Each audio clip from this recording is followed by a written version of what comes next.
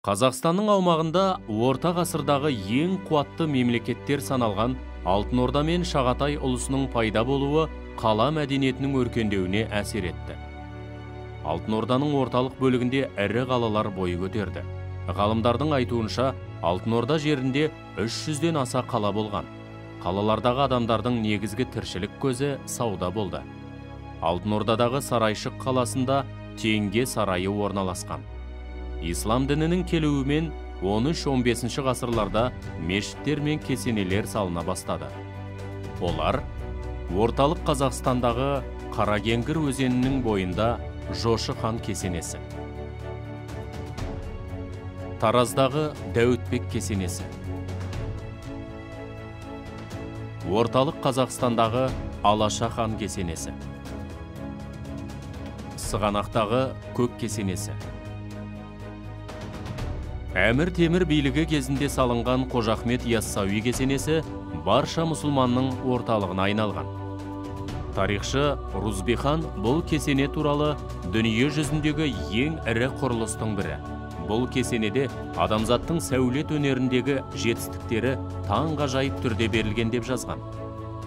Кесенелер негізінен 4 бұрышты, шар тәріздес, күмбезді болып келген.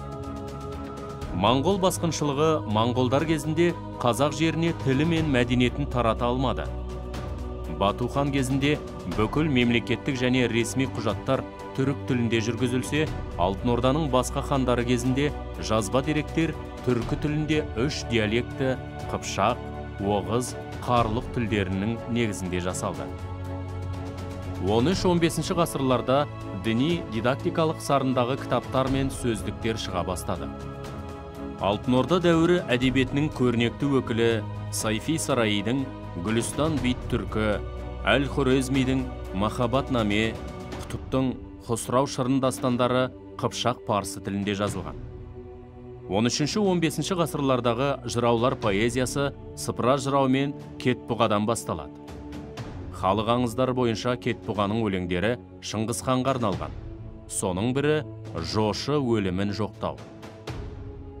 Асан қайғы ақын, жырау, би, Әз Жәнібек ханның ақылшысы, жерұйықты іздеп, ұлы даланы кезген философ.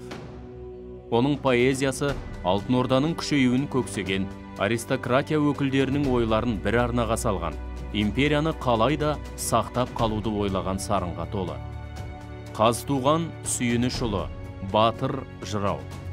Ноғайдың Эдисан ордасының билеушісі Сүйініш мырзаның ұлы. Халық арасында қарға бойлы Қазтуған атанып кеткен айтулы жорық жырауы. Доспамбет жырау, атақты қолбасшы батыр жырау. Кіші Ноғай ордасында әскери қолбасшы болған. Шалгиіз жырау, ақын жырау батыр. Жас кезінен жауынгерлік және жыраулық өнермен даңққа бөленген. Жазба әдебиетпен бірге көшпенділердің дәстүрлі жанры ауыз әдебиеті дамыды. Сол кезеңгі эпостық жырларға тоқталатын болсақ, Едіге, Қобланды батыр, Ертарғын, Алпамыс батыр, Қамбар батыр жырлары Алтын Орданың тарихын, хандардың қызметі мен батырлардың ерліктерін мадақтап жырға қосты.